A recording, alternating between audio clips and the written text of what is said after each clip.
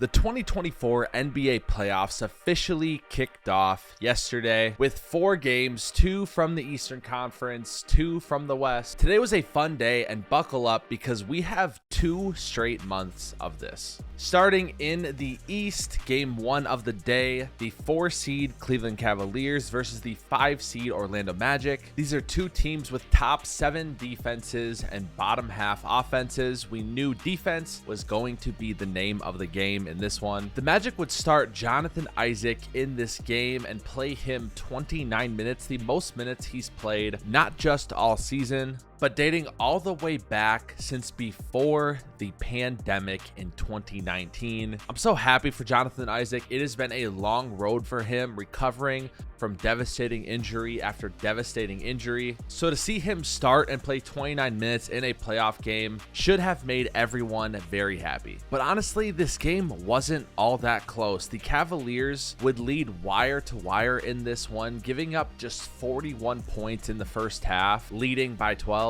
The Magic would start off the third quarter on a 12-4 run, cutting the lead down to 4, 57-37. But Donovan Mitchell would score 8 straight, and the Cavaliers would lengthen that lead back out to 15 by the end of the third quarter. And the fourth quarter was pretty much a wash. The Cavaliers win game 1, 97-83. We knew defense was going to be important, but I'm starting to think the key in this series is going to be who can have the not as bad offense. You can have the best defense in the world, and for a large part of this game, the Magic defense was doing their job. But when you score 83 points, it's almost never going to matter in today's game. With those 83 points, the Magic became just the second team since 2018 to score 83 points in the playoffs, joining the 2021 Brooklyn Nets. If they want to have a chance in this series, they have to figure it out on the offensive end. They went 32.6% from the field, 21% from 3, 8 for 37. I'm still waiting on the data from Synergy, but according to one of my favorite follows on Twitter, Mavs Draft, the Magic had 20 open threes in this game and only made 5 of them. Expect that to change. 3-point shooting luck is a real thing. They missed 17 threes in a row in this game as well, and I assure you that's not happening again. I still expect this to be a good series. It was the first playoff game for Paolo Banchero, Franz Wagner, Jalen Suggs. Shout out to Cleveland. Donovan Mitchell had 30 points on 11 for 21 from the field.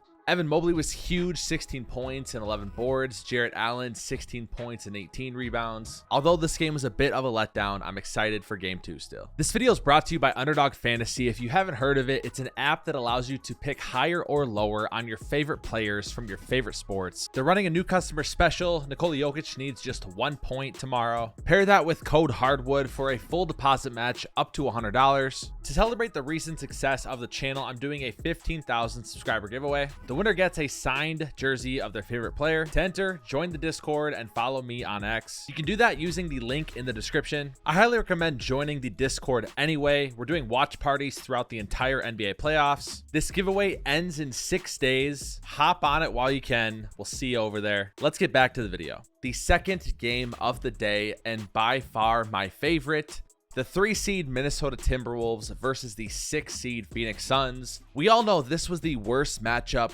probably in the entire NBA for Minnesota. Phoenix has just had their number all year, going 0-3 in the regular season versus them and legitimately getting blown out in every single game. It was clear from the get-go in this one that Minnesota had made serious adjustments, putting Karl Anthony Towns on Kevin Durant and Jaden McDaniels on Devin Booker. Minnesota seemed pretty all right with Kevin Durant just getting his in this one, and I thought that was a super smart move because how do you stop Kevin Durant's mid-range game? Nobody really can in the entire NBA, and he would prove that, scoring 9 points in the first quarter. Minnesota would shockingly get up as much as 14 in this second quarter, 61-47 with 54 seconds to go, which is crazy because in all 3 regular season meetings, Phoenix would dominate that first quarter and pretty much be up double digits all of the first half. Phoenix was doing what they've always done in the regular season, loading up on Anthony Edwards and forcing him to make the right pass and for Minnesota's role players to beat them. And it was working for Minnesota early in this game. Naz Reid and Nickeil Alexander-Walker were absolutely massive off the bench. Heading into the second half, Minnesota was up 61-51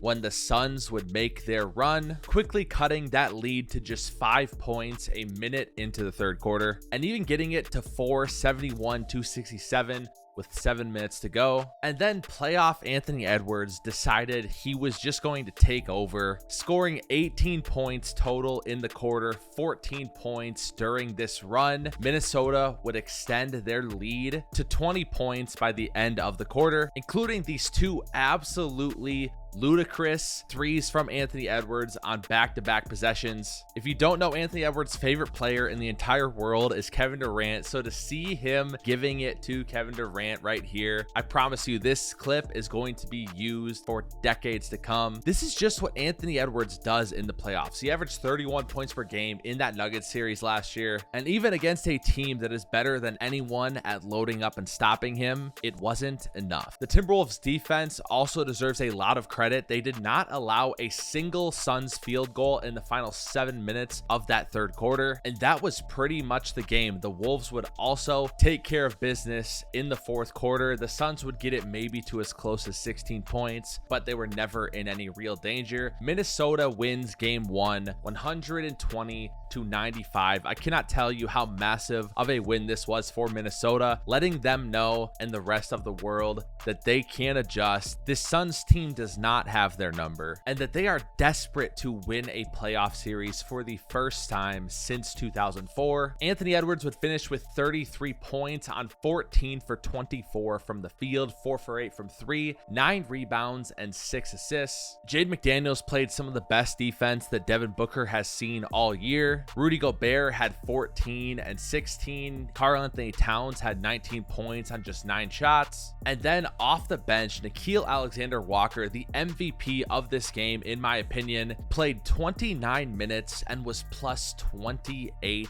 plus minus. 18 points, 7 for 12 from the field, 4 for 9 from 3, and also some incredible perimeter defense.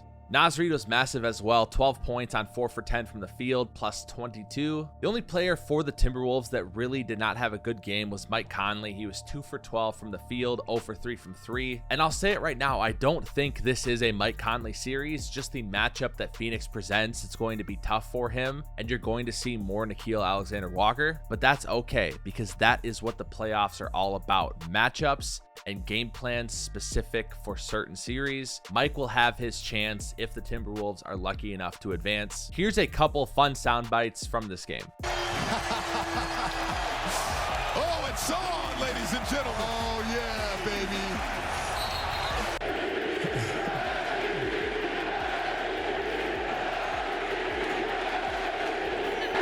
Believe that. I think everybody here knows that's my favorite player of all time, so that was probably one of the best feelings ever in my whole life, for sure. Kevin Durant got his 31 points, 11 for 17 from the field, but that's what the Timberwolves were perfectly okay with. They're okay with Kevin Durant scoring 30 as long as Devin Booker doesn't get going as well. And I love this game plan because it is a lot more of a reasonable ask to stop Devin Booker than it is to stop Kevin Durant. I promise you, Phoenix will punch back in this series. This isn't over by any means, but Phoenix better figure out a different game plan quickly, because the Wolves proved if you load up on Ant, we have other guys that can beat you, and Ant proved that if you load up on me, I'm still gonna go nuclear in the third quarter. Game 3 of the day, again, another one of my favorite series of the first round, the 2-seed New York Knicks versus the 7-seed Philadelphia 76ers. The 76ers punched early in this one, leading at the end of the first quarter, 34-25, but the Knicks would punch right back in the second, holding the 76ers to just 12 points and outscoring them 33-12. But the biggest thing to happen in that quarter was that Joel Embiid would go down, seemingly injuring his right knee again, the same knee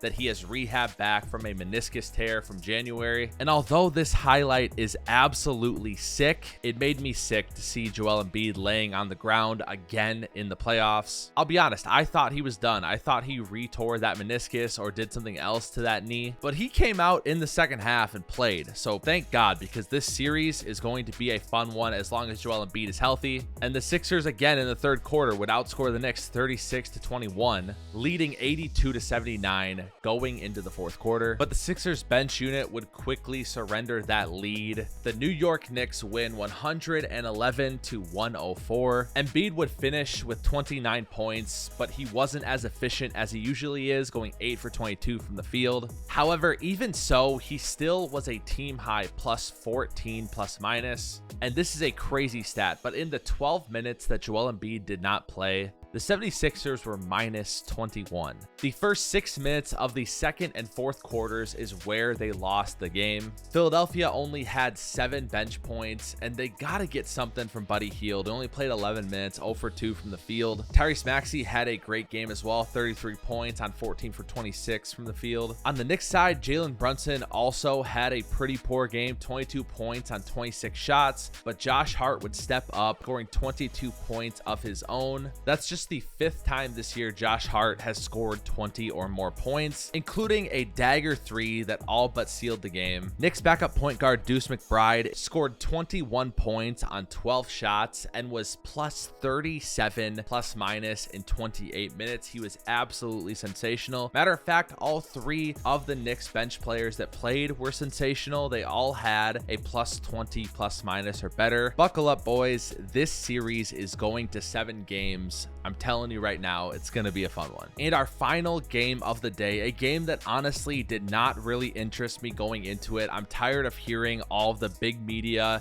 narratives about the Lakers. But the Lakers would come out and throw the first punch in this one, leading at the end of the first quarter, 33-25. Denver bounces back like they always do, down 60-57 at half, but it was the third quarter in this game that would be the difference. The Nuggets would outscore LA 32-18 in that quarter and never really seized control of the game after that. They'd cut the lead to 6 or 7 points on 3 straight possessions late in the fourth quarter, but every time Denver had an answer. I really don't think this series is close. I think the Nuggets win it in 5 games, but I will give LA props for punching first in that first quarter. LeBron finished with 27 points on 10 for 16 from the field, had 6 rebounds and 8 assists, but what shocked me the most were his 7 turnovers. Anthony Davis would finish with 32 points on 12 for 23 from the field, and D'Lo 6 for 20 from the field, 1 for 9 from 3, 13 points. I promise you, if LA wants a chance in this series,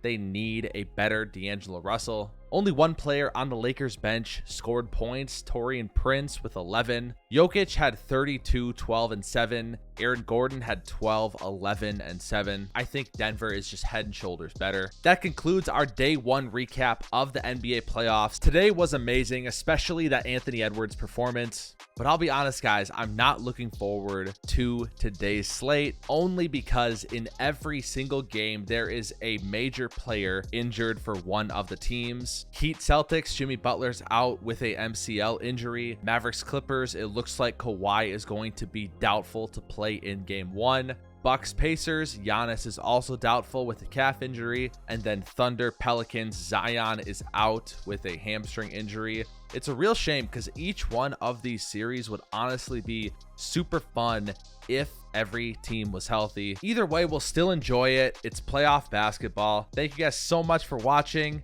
Check out the video I'm dropping soon on the last finals appearance for every NBA team. And as always, we'll see you on the hardwood.